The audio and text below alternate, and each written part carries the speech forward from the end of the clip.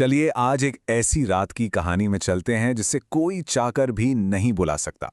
ये कहानी है एक मामूली से सफर की, जो पता ही नहीं चला कब एक भयानक सपने में तब्दील हो गया। तो कहानी की शुरुआत होती है एक एकदम सुनसान सड़क से। सोचिए, ऊपर पूरा चांद अपनी रोशनी बिखेर रहा है। जंगल, हाँ जंगल शांत तो लग रहा था, पर वो एक ऐसी खामोशी थी जिसमें एक अनजाना सा डर घुला हुआ था। और फिर बस एक छोटा सा स्टॉप, एक मामूली सा रुकना, और बस उसी एक पल ने सब कुछ बदल कर रख दिया। उनका दोस्त अजय अचानक उस घने जंगल के अंधेरे में कहीं गायब हो गया। मतलब वो बस कुछ ही देर के लिए तो गया था, पर लौटा ही नहीं। अब कहानी सुनाने वाला और उसका दूसरा दोस्त सुरेश दोनों एकदम हैरान, बस अंधेरे में उसका नाम पुकार रहे थे, अजय अजय। शुरू में तो यही लगा कि अजय शायद कोई मजाक कर रहा है, हमें डराने की कोशिश कर रहा है। तो उन्होंने भी उसे डराने के लिए काउंटडाउन शुरू कर दिया कि भाई हम जा रहे हैं तुम्हें छोड़कर। लेकिन जवाब में जो आवाज आई वो किसी मजाक से बहुत बहुत ज्यादा डरावनी थी। एकदम सन्नाटे को चीरती हुई एक चीख गूंजी, भाई बचाओ! आवाज अजय की थी, और यकीन मानिए उसकी आवाज में जो खौफ था वो इतना असली था कि सुनने वालों के रोंगटे खड़े हो गए। अब वो दोनों दोस्त भागे उस आवाज की तरफ, पर जो नजारा सामने था उसने उनके कदम वहीं रोक दिए। पत्तों पर खून और जमीन पर घसीटे जाने के निशान थे। साफ लग रहा था कि किसी को जबरदस्ती खींच कर ले जाया गया है।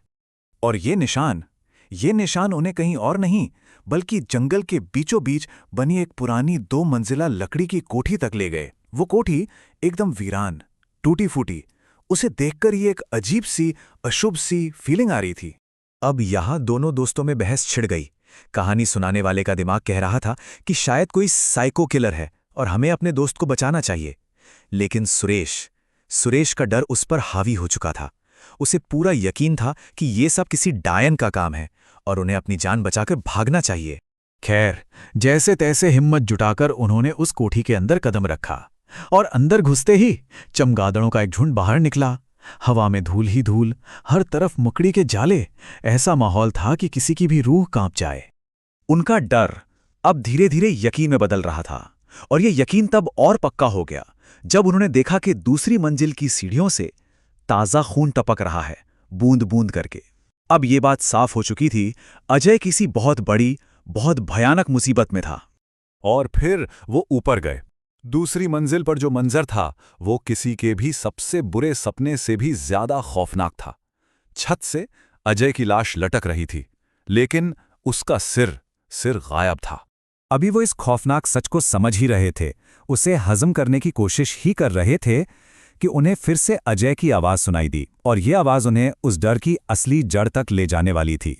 उन्होंने देखा कि एक अंधेरे कमरे के कोने में साड़ी पहने कोई औरत बैठी है।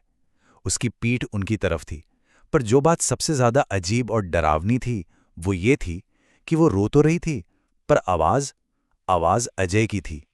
और फिर वो पल आया जिसका उन्हें अंदाजा भी नहीं था।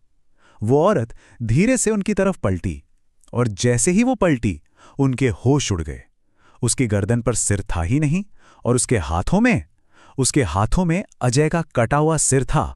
उसने अजय के सिर को अपनी गर्दन से जोड़ा और सीधे कहानी सुनाने वाले की आंखों में देखकर एक ठंडी बेजान आवाज में कहा, मुझे मेरा सिर लाकर दो, वरना मैं तुम्हारा सिर ले लूंगी। मतलब अब चांद सीधे सीधे दांव पर लग चुकी थी।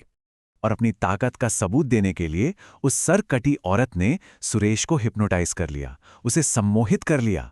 वो बस देखता रह गया, और सुरेश एकदम शांत, चुपचाप उस कोठी में वापस गया और उसके एक इशारे पर खुद अपनी जान ले ली।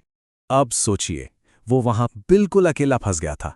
एक दोस्त की जान जा चुकी, दूसरे की भी। अब उसे ये एहसास हो गया था कि अगर यहां से जिंदा निकलना है तो सिर्फ एक ही रास्ता है, इस सरकटी आत्मा के राज को सुलझाना ही होगा। तो उस आत्मा ने उसे अपनी दर्दनाक कहानी सुनाई।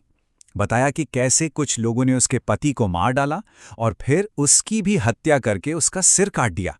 और क्योंकि उसका सिर कभी मिला ही नहीं, उसकी आत्मा आज तक यहीं फंसी हुई है, मुक्ति के इंतजार में। उसकी कहानी सुनते सुनते अचानक एक छोटी सी डिटेल दिमाग में क्लिक की। हत्यारों के पास खाने के लिए सिर्फ एक मछली थी जो उसके पति ने पकड़ी थी, अब 3 लोगों के लिए एक मछली तो काफी नहीं होगी, मतलब उन्हें और खाने की जरूरत पड़ी होगी। तो वो कहाँ गए होंगे? जाहिर है पास के तालाब में और मछली पकड़ने। और शायद उन्होंने उस औरत का सिर उसी तालाब में फेंक दिया होगा। बस फिर क्या था, वो लग गया तालाब में खोजने। करीब 2 घंटे तक उस गंदे कीचड़ भरे तालाब में पागलों की तरह खोजने के बाद आखिरकार उसे वो मिल ही गई। एक इंसानी खोपड़ी जो कीचड़ में धसी हुई थी।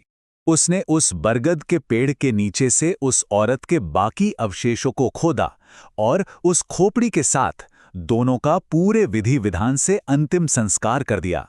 और इसके साथ ही उस भटकती हुई आत्मा को आखिरकार मुक्ति मिल गई।